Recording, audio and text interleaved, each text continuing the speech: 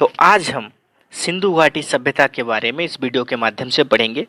ये मेरा खुद का हैंड रिटेन नोट्स है और जितनी भी चीज़ें आपको यहाँ पे बताई जाएगी वो पूर्ण रूप से सत्य है। इसमें कोई भी चीज़ में थोड़ा सा भी फर्क नहीं होगा। तो सिंधु घाटी सभ्यता को अगर आपको समझना है तो वीडियो पे जितना भी टाइम आप बिता सकते हैं बिताइए, इसको बार बार देखिएगा तो आपको और कहीं कुछ पढ़ने की ज़रूरत नहीं पड़ेगी। तो चलिए हम लोग शुरू करते हैं सिंधु घाटी सभ्यता यानी कि इंडस वैली सिविलाइजेशन के बारे में। ठीक है, तो सिंधु घाटी सभ्यता ये जो था इंडस वैली सिविलाइजेशन, ये था क्या, इसके बारे में हम लोग थोड़ा सा परिचय कर लेते हैं। तो सिंधु घाटी सभ्यता जो है वो विश्व के प्राचीन 4 सभ्यताओं में से एक है। विश्व के प्राचीन 4 सभ्यताओं में से एक है और इसके 1826 में सर्वप्रथम चार्ल्स मैसन ने अपनी पत्रिका और किताब नरेटिव ऑफ जर्नी में सिंधु घाटी सभ्यता के बारे में जानकारी दी थी। तो सर्वप्रथम किसने जानकारी दी थी? 1826 में चार्ल्स मैसन ने अपनी पत्रिका नरेटिव ऑफ जर्नी में सिंधु घाटी सभ्यता की जानकारी दी थी। 1856 में कराची से लेकर लाहौर के बीच रेल लाइन बनाने का काम चल रहा था।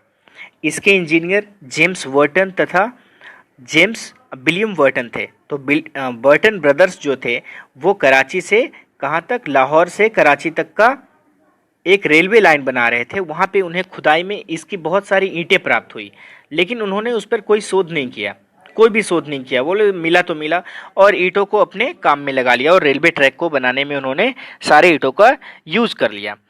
तो सर्वप्रथम 1853 से 1856 तक अलेक्जेंडर कनिंघम ने शोध की कोशिश की, पर ज़्यादा जानकारी वो भी कुछ हासिल नहीं कर पाए थे। तो ये जो थे कनिंघम, उन्होंने भी कोशिश की कि हम थोड़ा सा कोशिश करें क्या है इंडस वैली सिविलाइजेशन जानने का, लेकिन उन्हें कुछ ज़्यादा जानकारी वहाँ से प्राप्त नहीं हो पाई। उसके बाद 1921 में, यहाँ देखेंगे हम लोग 1921 में भारतीय पुरातत्व विभाग जो था उसके हेड थे sir John Marshall. Sir John Marshall ने खुदाई का कार्य प्रारंभ करवाया। कब करवाया? 1921 में। तो वहाँ पे हमारे जो भारत के जो थे 2 भारतीय भी थे जो इनका नेतृत्व कर रहे थे। तो खुदाई करने वाले में 2 भारतीय नेतृत्वकर्ता थे। एक का नाम था दयाराम साहनी और दूसरे थे राखलदास बनर्जी। तो दयाराम साहनी जी के जो नेतृत्व में हड़प्पा की खोज हुई, जो हड़प्पा थी उसकी खोज हुई दयाराम साहनी जी के नेतृत्व में, और राखलदास बनर्जी जी जो थे उन्होंने मोहनजोदड़ो की खोज की। तो याद रखना है इसको, दयाराम साहनी हड़प्पा और राखलदास बनर्जी मोहनजोदड़ो का इन्होंने किया था। अब देख लेते हैं कि इंडस वैली सिविलाइजेशन जो है उसका समय काल क्या है। वो बहुत बार ऐसा क्वेश्चन आता है कि आपको सिंधु घाटी सभ्यता का समय काल का वर्णन करना है वहाँ पे, तो आप यहाँ पे कर सकते हो। देखो सर जॉन मार्शल जो थे उनके अनुसार 3250 बीसी से 2750 बीसी तक का काल था। सर जॉन मार्शल ने क्या कहा था कि 3250 से 2750 तक का काल जो है समय काल वो इंडस वैली सिविलाइजेशन यानी कि सिंधु घाटी सभ्यता का है। लेकिन कार्बन C14 पद्धति जिसके अनुमोदक कौन है? डीपी अग्रवाल। कार्बन C14 पद्धति के द्वारा पता लगाया गया कि इसका जो समय काल है वो 2300 बीसी से 1750 बीसी तक है। तो जब आपको ऑप्शन में आएगा कि सर्वमान्य काल क्या है, यानी ये सर्वसम्मति से इसी को माना गया है, तो वो हो जाएगा 2300 बीसी से 1750 बीसी। तो आपको आंसर ये करना है। और सर जॉन मार्शल अगर बोला जाएगा कि सर जॉन मार्शल के अनुसार क्या समय काल था, तो 3250 से 2750, और ऐसे अगर बोला जाए तो 2300 से 1750 बीसी तक बताना है। ठीक है, अब इसका नामकरण कैसे हुआ? अब कोई सभ्यता आती है तो उसका नामकरण कैसे हो गया कि ये सिंधु घाटी सभ्यता है? तो इसका नामकरण का 2 ही मुख्य बिंदु है। पहले तो सिंधु सभ्यता क्यों कहा गया? क्योंकि सिंधु व इसके सहायक नदी जो थे आसपास थे, जहाँ पे ये मिला वहाँ पे आसपास में सिंधु और इसकी सहायक नदियाँ थी, तो इसको सिंधु सभ्यता का नाम दे दिया गया। अब हड़प्पा सभ्यता क्यों पड़ा? क्योंकि सभ्यता के संदर्भ में खोजा गया पहला स्थल कौन था? हड़प्पा ही था, इसलिए इसको क्या बोला गया? हड़प्पा सभ्यता भी बोला गया। तो नामकरण इस तरह से किया गया था। अब देख लेते हैं कि इसकी प्रमुख सिंधु घाटी सभ्यता, इसकी प्रमुख विशेषताएं क्या हैं। तो यह एक नगरीय सभ्यता थी। यानी गांव नहीं था, ये पहली ऐसी सभ्यता है जो नगरीय सभ्यता थी, जैसे शहर बसाया हुआ था। इस सभ्यता को कांस्य युग में रखा गया है, यानी ब्रॉन्ज एज में इसको रखा गया है। इस सभ्यता के मुख्य निवासी द्रविड़ और भूमध्य सागरीय थे। द्रविड़ एंड भूमध्य सागरीय को मुख्य निवासी के रूप में माना गया है। यह सभ्यता एक शांति प्रिय सभ्यता थी। इसको एक शांति प्रिय सभ्यता माना गया, क्यों? क्योंकि इस सभ्यता में किसी भी प्रकार के युद्ध की कोई भी जानकारी नहीं मिली है। इस सभ्यता में किसी भी प्रकार के कोई युद्ध की जानकारी नहीं मिली है, तो इस बात का ख्याल रखना है, इसलिए इसको शांति प्रिय सभ्यता भी कहा गया। अब हम लोग देख लेते हैं कि इसका फैलाव, अब ये कहाँ से कहाँ तक फैला हुआ था। तो इस सभ्यता का फैलाव जो था, उत्तर में जम्मू से लेकर दक्षिण में नर्मदा के मुहाने तक और पश्चिम में बलूचिस्तान के मकरान के समुद्र तट से लेकर उत्तर पूर्व में मेरठ तक, यही इसका पूरा का पूरा फैलाव था। और इसका क्षेत्रफल लगभग, ये देख लीजिए, 13 लाख वर्ग किलोमीटर है, लगभग 12,99,600 वर्ग किलोमीटर है। और इस संस्कृति के लगभग 1500 स्थल हम लोगों को अभी तक मिल चुका है, पता लगाया जा चुका है। ठीक है, और स्वतंत्रता प्राप्ति के बाद तो जितने भी मिले हैं यहाँ पे स्थल, वो अधिकतर गुजरात में मिले हैं, ये बात का भी थोड़ा ख्याल रखना है। तो इस सभ्यता के प्रमुख बड़े 6 नगर जो थे वो थे मोहनजोदड़ो, हड़प्पा, गानवरीवाला, धौलवीरा, राखीगढ़ी तथा कालीबंगन। ये जो थे इनके 6 मुख्य जो शहर थे, नगर थे। सिंधु घाटी सभ्यता का क्षेत्रफल मेसोपोटामिया व मिस्र की सभ्यता को जोड़ने पर भी अधिक है। यानी मेसोपोटामिया की सभ्यता और मिस्र की सभ्यता को अगर मिला दिया जाए तो भी सिंधु घाटी की सभ्यता का जो क्षेत्रफल है वो क्या हो जाएगा, उससे ज़्यादा हो जाएगा। अब तो सिंधु सभ्यता के जो अवशेष थे वो अफगानिस्तान, पाकिस्तान तथा भारत में हैं। तो कहाँ कहाँ सिंधु घाटी सभ्यता कहाँ तक फैला हुआ था? अफगानिस्तान, पाकिस्तान तथा भारत तक। अब स्वतंत्रता प्राप्ति के बाद गुजरात में सबसे ज़्यादा, कहाँ पे? गुजरात में हमें सबसे ज़्यादा जो इसके स्थल मिले हैं। ठीक है, अब देख लेते हैं कि कहाँ पे कौन कौन से स्थल हैं। तो इसके लिए हमको थोड़ा सा और आगे चलना पड़ेगा। तो अफ़गानिस्तान के अगर देखें तो अफ़गानिस्तान में फ़िलहाल अभी 2 ही स्थल मिले हैं, उसका नाम है सोतुगोई और मुंडीकाग। तो अफ़गानिस्तान के अभी 2 स्थल मिले हैं, सोतुगोई और मुंडीकाग। और पाकिस्तान के कुछ इम्पोर्टेंट जो हैं, वो सबसे ज़्यादा जो इम्पोर्टेंट है वो है हड़प्पा। पहला क्या है? हड़प्पा। और दूसरा है मोहनजोदड़ो। हड़प्पा जो है वो रवि नदी के तट पे है, और मोहनजोदड़ो जो है वो है सिंध प्रांत में, जो सिंध प्रांत है वहाँ पे मिला है हम लोगों को। अब वहाँ पे एक है सुतकागेडोर, यह सबसे पश्चिमी क्षेत्र में है, और यह बलूचिस्तान जो प्रांत है पाकिस्तान का, वहाँ पे है। कौन सा? सुतकागेडोर। और डबरकोट व बालाकोट, ये सब जो है पाकिस्तान में है। और भारत के क्षेत्र में अगर देखें हम लोग कि भारत के क्षेत्र में कौन कौन से हैं, तो कुछ इम्पोर्टेंट हम लोग देख लेते हैं। जैसे जम्मू कश्मीर में अगर देखें तो जम्मू कश्मीर में है मांदा। ठीक है, यह चिनाब नदी के तट पर है, और ये सभ्यता का सबसे उत्तरी स्थल है। तो सभ्यता का सबसे उत्तरी स्थल कौन सा है? जो जम्मू एंड कश्मीर में है, नाम है उसका मांदा। और पंजाब में देख लेते हैं तो रोपड़, यानी उसको रूपनगर भी बोलते हैं, तथा संघोल, ये है पंजाब में। अब हरियाणा में देख लें तो बनवाली, राखीगढ़ी व भगवानपुरा। तो कौन कौन सा है हरियाणा में? बनवाली, राखीगढ़ी और भगवानपुरा। अच्छा, एक बात, ये पूरी सभ्यता जो है उसका सबसे बड़ा जो स्थल है वो है मोहनजोदड़ो, जो कि पाकिस्तान में है। लेकिन अगर ये क्वेश्चन आएगा कि भारत में जो सबसे बड़ी स्थल प्राप्त हुआ है सिंधु घाटी सभ्यता का, तो वो कौन सा है? तो वो है राखीगढ़ी। तो सबसे ज़्यादा क्षेत्रफल इसी का है। ठीक है, भारत में स्थित। तो भारत में सभ्यता का सबसे बड़ा नगर राखीगढ़ी है, जबकि पूरी सिंध सभ्यता का सबसे बड़ा नगर मोहनजोदड़ो है, जो कि पाकिस्तान में है। लेकिन भारत में उपस्थित जो है वह है राखीगढ़ी। अब राजस्थान में देख लेते हैं कालीबंगा, जिसके खोजकर्ता ब्रजवासी लाल तथा थापर हैं। राजस्थान में जो कालीबंगा की खोज किसने की? जो ब्रजवासी लाल तथा थापर। और यहाँ पे एक और है ब्लाथल। और भी बहुत सारे साइट है, लेकिन कुछ ज़रूरी जो स्थल है मैं उसके बारे में आपको बता रहा हूँ। और उसके बाद उत्तर प्रदेश में देखें तो आलमगीरपुर। आलमगीरपुर एक बहुत ही इम्पोर्टेंट है, इसमें हिंडन नदी के तट पर ये है, तथा संगोली तथा बड़गांव, यह है उत्तर प्रदेश में। अब गुजरात में देखते हैं, इसमें तो काफ़ी महत्वपूर्ण बहुत सारे साइट हैं, जो भी बहुत सारे स्थल हैं इसके। तो लोथल है जो कि बंदरगाह था और व्यापार का गढ़, यहीं से व्यापार होता था लोथल से। धौलावीरा 3 खंडों में विभाजित था, बाकी जितने भी थे सब 2 खंडों में विभाजित थे, लेकिन ये 3 खंडों में विभाजित था। और यहाँ से लकड़ी की नली मिली है, लकड़ी की नली या नाली बोल सकते हैं इसको, मिली है। शुद्ध कोद्दा, ये केवल यही से घोड़े का अवशेष मिला है, ये भी एक साइट है, इसका नाम है शुद्ध कोद्दा, और केवल यही से घोड़े के अवशेष मिले हैं। तथा भगवत राव तथा रोजदी और बहुत सारे हैं जो आप देख सकते हैं। तो इसमें आप देखो, अब नज़र डालते हैं थोड़ा सिंधु काल में हुए विदेशी व्यापार पे। तो विदेशी व्यापार मतलब वहाँ तो व्यापार काफ़ी ज़्यादा फैला हुआ था, नगर जैसा था वो। तो क्या क्या चीज़ें कहाँ कहाँ से व्यापार किया जाता था, ये आयात और निर्यात वहाँ से चलती थी। तो यहाँ पे देखेंगे तांबा जो है वो कहाँ से मंगवाया जाता था, वो था खेतड़ी से, बलूचिस्तान से तथा ओमान से। चांदी अफगानिस्तान और ईरान से।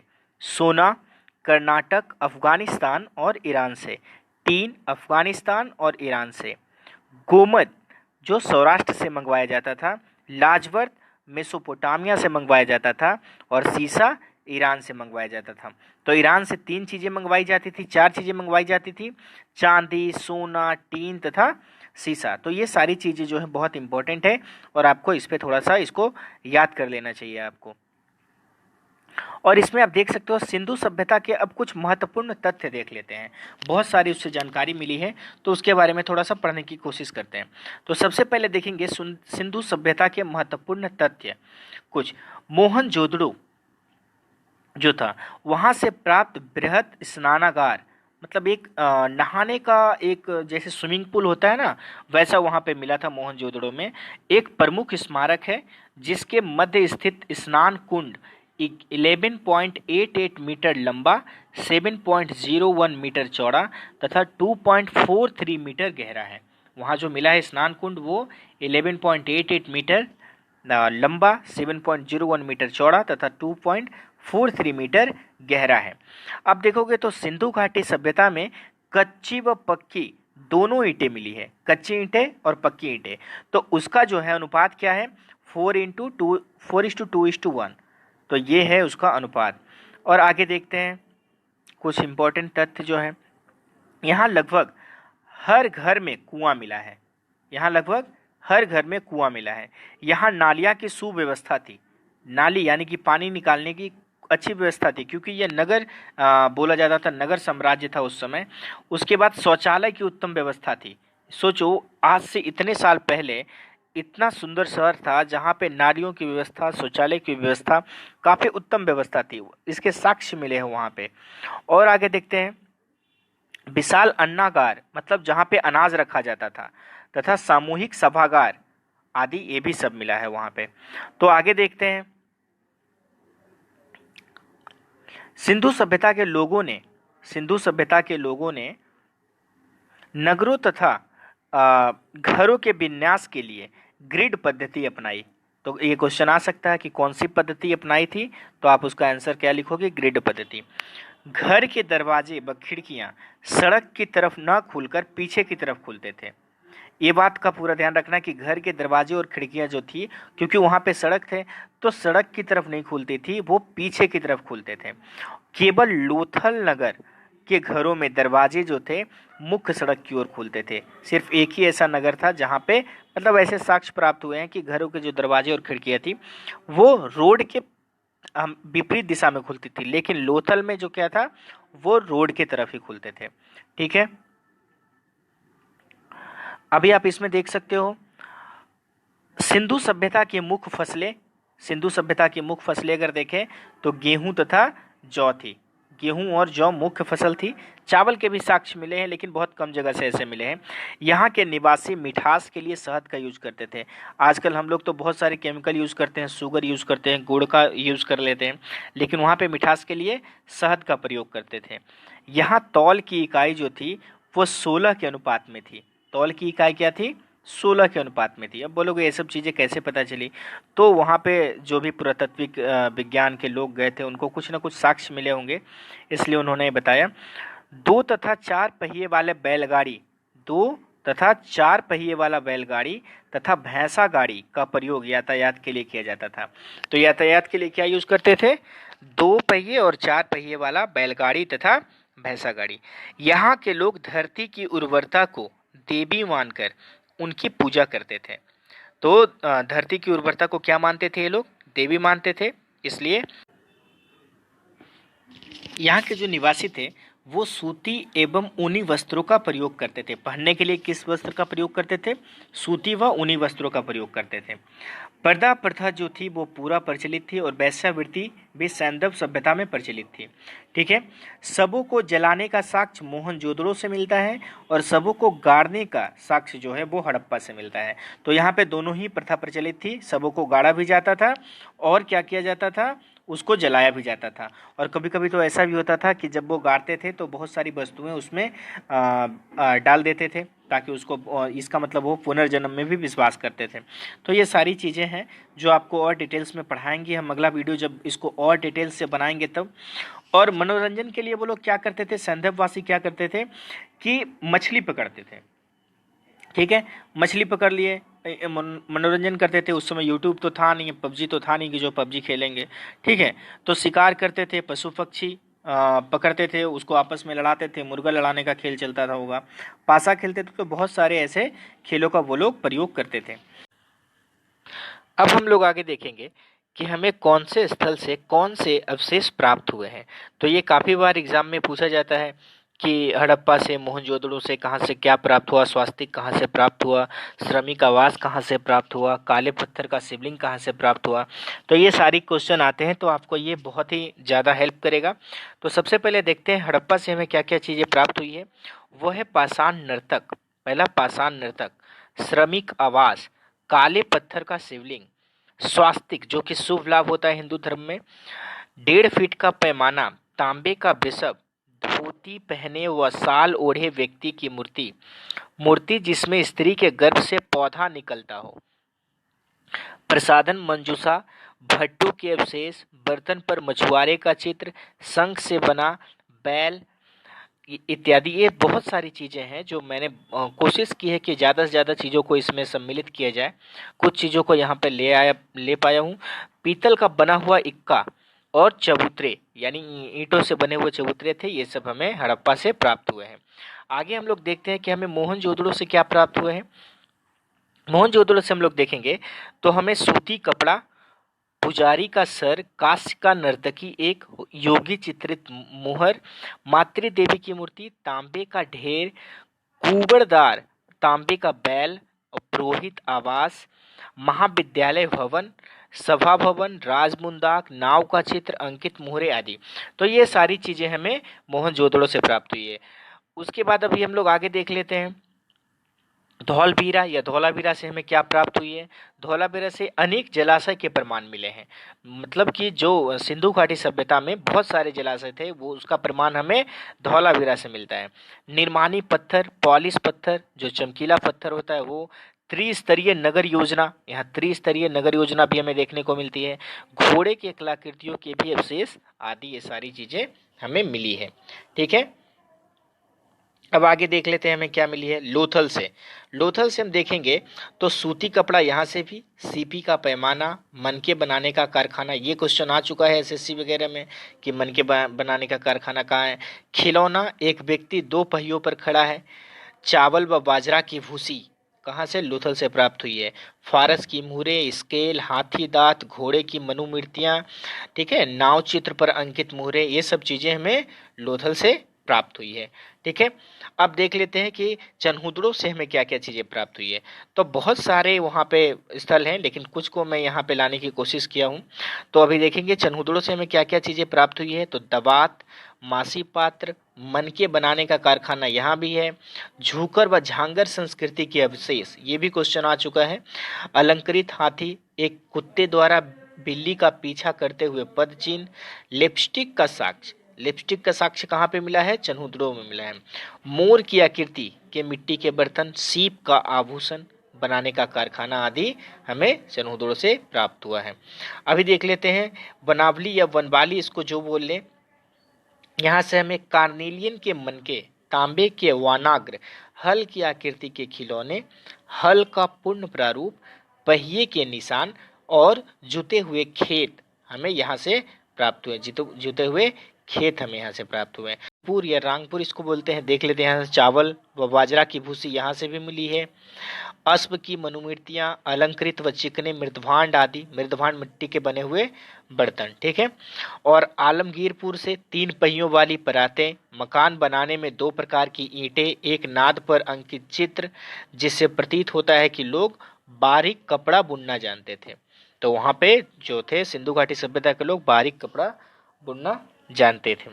तो ये हमें आलमगीरपुर से प्राप्त हुआ है। अभी देख लेते हैं कालीबंगा से हमें क्या क्या चीजें प्राप्त हुई है। तो कालीबंगा से अग्नि पूजा संबंधी जानकारी, यानी कि वहां पे अग्नि पूजा की जाती थी, यानी कि यज्ञ की जाती थी। चिमनी के साक्ष्य मिले हैं। कच्ची ईंटें से किलाबंदी, हवन कुंड, हल का निशान, चना व सरसों एक साथ उगाए जाने के साक्ष्य, चूड़ियां, बैलगाड़ी, तांबे के मनके आदि हमें कहाँ से प्राप्त हुए हैं? सब कालीबंगा से प्राप्त हुए हैं। ठीक है, अब आगे देखते हैं। तो ये सारी चीज़ें जो थी ये बहुत ही कम यहाँ पे लाया गया है, लेकिन आप बहुत सारे इसको ढूंढ के पढ़ लेना। ठीक है, अब उसमें से कुछ अन्य जो महत्वपूर्ण तथ्य हैं उसके बारे में हम लोग थोड़ा सा देख लेते हैं। तो ये है मनके बनाने के जो कारखाने थे लोथल और चनहुदड़ों से मिले हैं। मनके बनाने के कारखाने 2 जगह हैं, लोथल में और चनहुदड़ों में। सुरकोदा, कालीबंगन तथा लोथल से सैंधव कालीन घोड़े के अस्थि पंजर मिले हैं।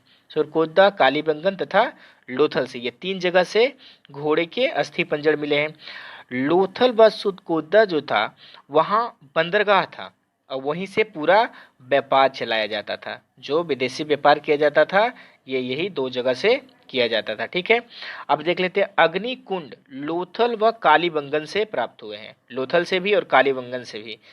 और मिट्टी से बने हल का साक्ष्य वनवाली से मिला है। मिट्टी से बने हल का साक्ष्य कहाँ से मिला है? वनवाली से मिला है। अब हम लोग धीरे धीरे अंत की तरफ आ रहे हैं। तो अब देखते हैं कि सिंधु सभ्यता जो इतनी बड़ी सभ्यता थी उसका अंत किस प्रकार हुआ। तो अंत का इसका बहुत सारे प्रभावी कारण बताए गए हैं, लेकिन सबसे प्रभावी जो इसमें है वो है कि सिंधु नदी में बाढ़ का आ जाना। जब सिंधु नदी में बाढ़ आ गया और सिंधु और उसकी सहायक नदियों में बाढ़ आ गया तो वहाँ पे जिस तरह से लोग इधर उधर हो गए, बाढ़ में बहुत सारे डूब के मर गए, प्रलय हो गया। तो इस तरह की धारणाएं हैं कि सिंधु सभ्यता ऐसे खत्म हुई थी। और कुछ ऐसी भी धारणाएं हैं कि लोग दक्षिण की तरफ प्रस्थान कर गए कुछ समय रहने के बाद। और कुछ लोग कहते हैं कि आर्यों का आक्रमण हुआ उस साम्राज्य के समय, तो इस तरह से सिंधु सभ्यता का अंत होगा।